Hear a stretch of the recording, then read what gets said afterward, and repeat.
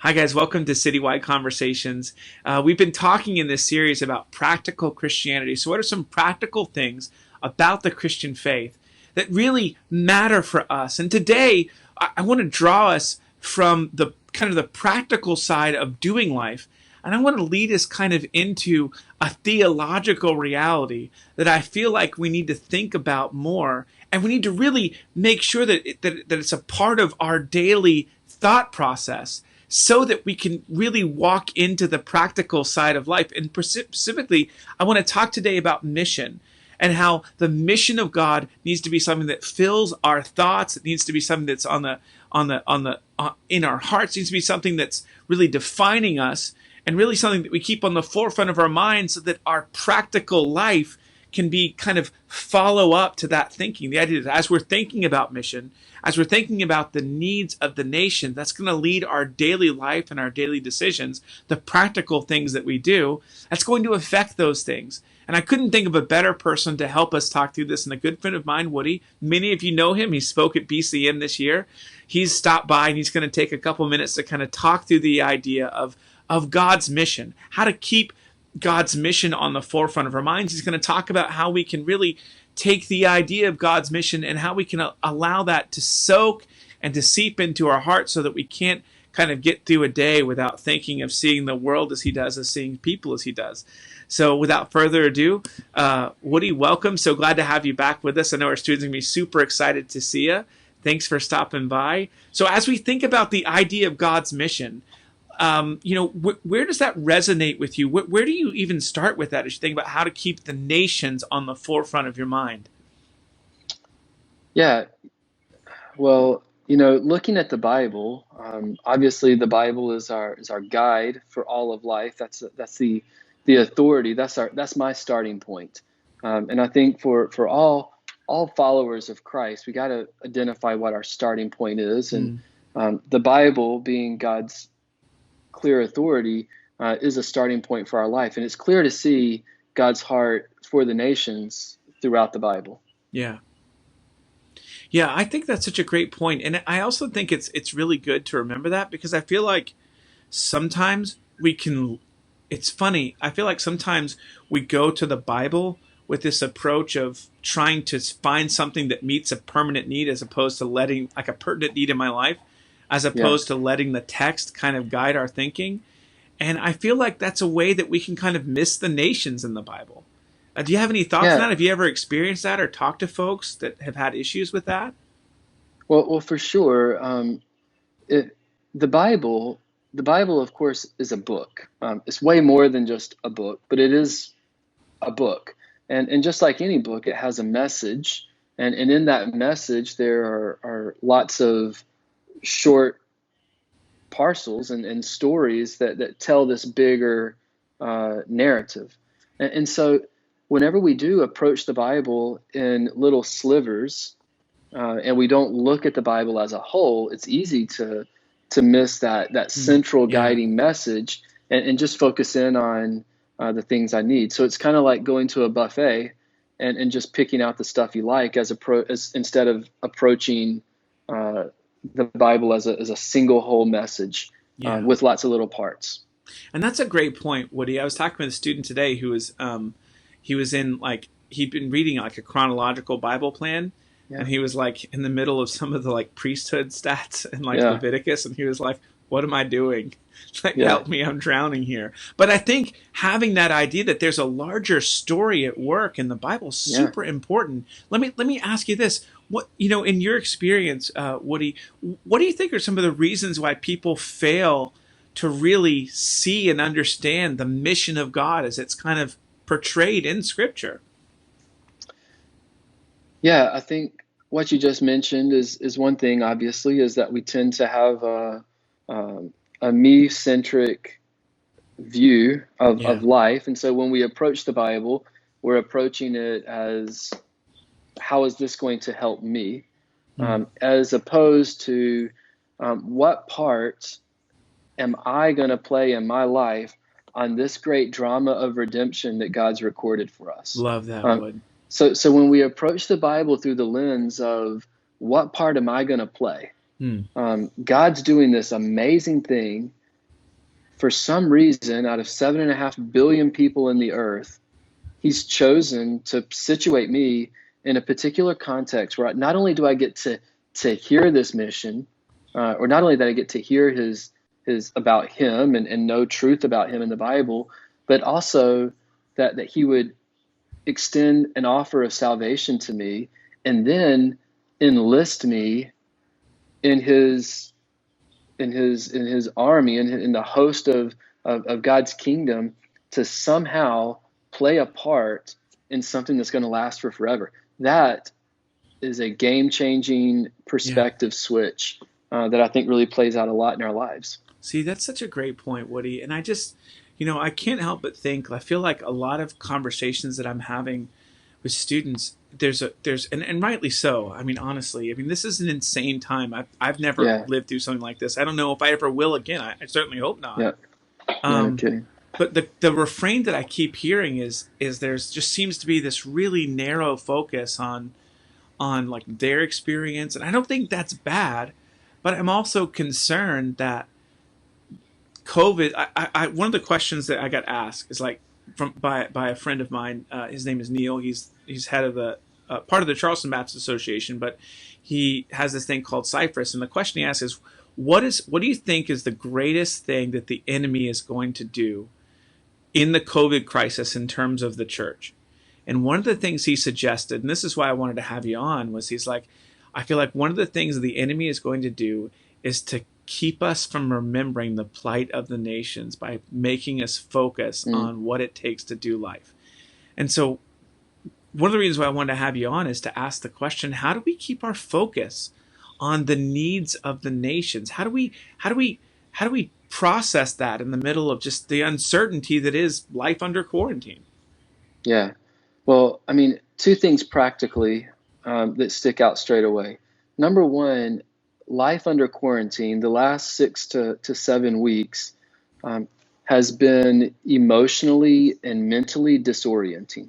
Yes. So it feels like we've been put into a tire swing and spun in a circle, and now we're trying to walk. It's hard to get our balance. It's hard to get our focus. And so that disorientation, whether it's emotionally, spiritually, psychologically, there's so many people dealing with fear and anxiety and you name it. Part of what happens is I think we come into a siege mentality, right? Where it's just I'm feeling disoriented, I'm feeling insecure. And so we lock ourselves in, and everything becomes about self-preservation. That's the first thing. Another thing that flows out of that is that we begin to see challenges and obstacles as entirely negative, which isn't true biblically.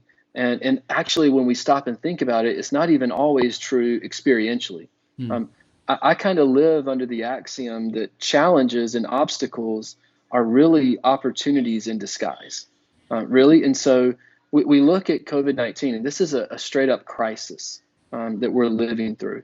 But in the midst of this crisis, God is at work, and there are massive opportunities all around for the church and for the people of God. If we can just see the challenges for the opportunities that they really are, there are huge opportunities to engage the nations. I'm reading in my devotion time right now the book of Exodus, and I came across Exodus chapter 9, and it says it very clearly. God is saying to Moses, tell Pharaoh, I could have wiped you out. You and your whole nation, I could have wiped them off the face of the earth, but I'm doing this so that my name might be made great among the nations. Yeah. And so what we're living through right now is a time when I think the church has an opportunity to stand up and be accounted in this age, be called on in this age to say, we're going to do something and engage this challenge and find the opportunities that we can come alongside of what God's doing and see something unique happen. Yeah, that's such a great point. And you're right. I feel like, especially the first 2 weeks of this, and now I'm just worried. I feel like when my rhythms got completely interrupted, it changed. It made everything harder. And the last thing I was thinking about was the fact that there are people living in places with little or no access to the gospel that are going to be dealing with this pandemic. And Yeah. I tend to forget the eternal consequences that are Yeah. happening in places because of this. And it breaks my heart. And I wonder if, like, especially in the first 2 weeks of this, if I lost that sense of brokenness over the plight of the nations. I definitely feel that. Yeah. And I You just know, wonder, is that like a I'm not worshiping God well problem? Is that like a I need to read his story more? I mean, what are your thoughts on that? yeah, I think it's natural in that disorienting effect that, yeah, we were all kind of shaken a little bit, or a lot. Yeah. Many of us were shaken a lot. Rhythms got broken. And, you know, I think we experience grief. Yes. Grief is losing something that you value, and we lost in the flip of it seemed like a decision. We lost our freedoms to move around. I can't just walk down the street Mm. and go get a coffee. I can't uh, just hop on an airplane and go somewhere.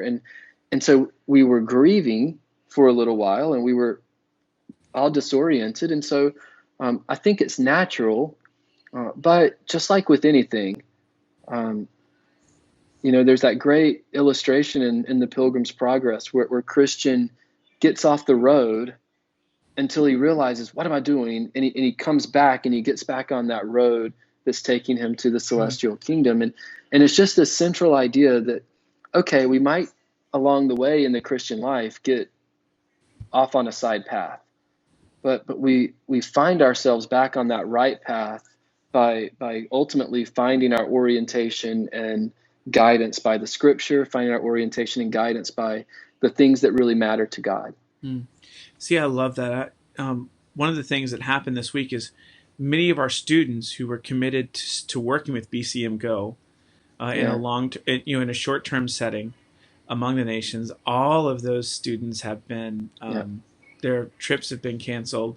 And so one of the questions I have, and I've been thinking, is how do I not let those cancellations become a discouraging thing? And how can we encourage them to continue thinking about the needs of the nations and continue trying to find ways to get back, um, you know, so maybe next summer, maybe this, I mean, what are yeah, some, I mean, how would you give advice or encouragement to those particular students? yeah. I mean, the first thing I would say, of course, is that um, we take hope and joy and constant encouragement in the fact that our Lord is meticulously sovereign over all things. Hmm. Um, I live my life as a missionary. I live my life in almost constant disappointment because of change of plans. Hmm. Nothing works according to plan. That seems almost constant.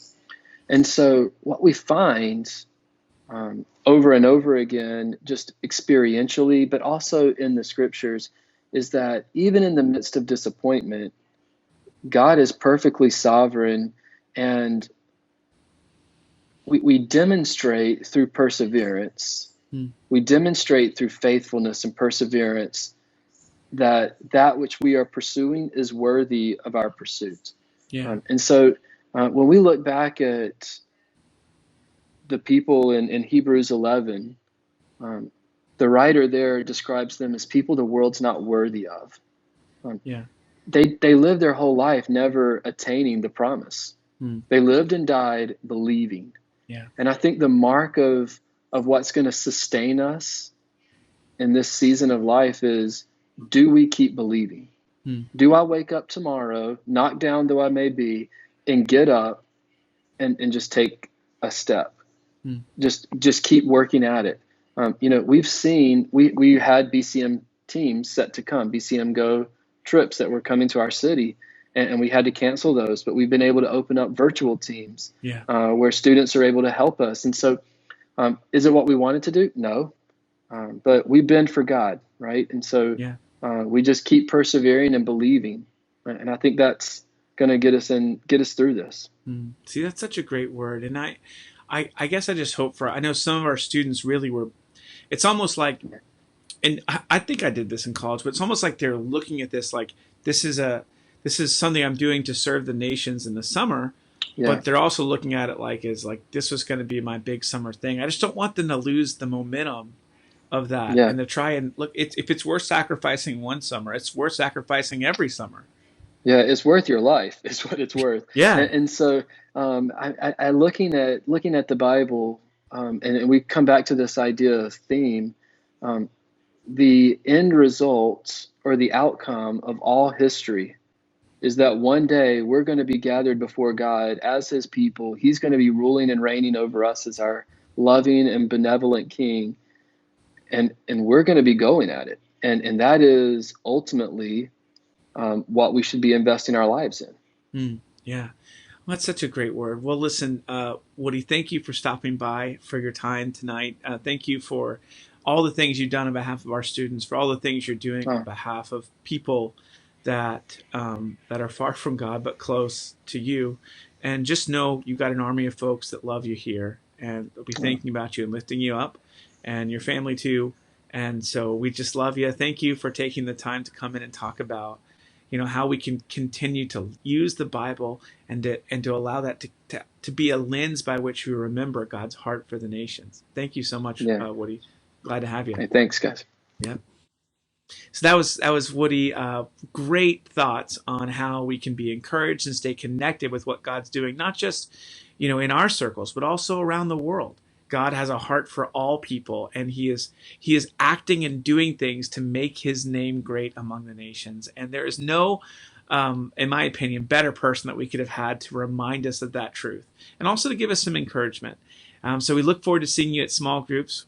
Shortly after this, 7 o'clock, we have a small group. We'll be talking about being a part of God's movement.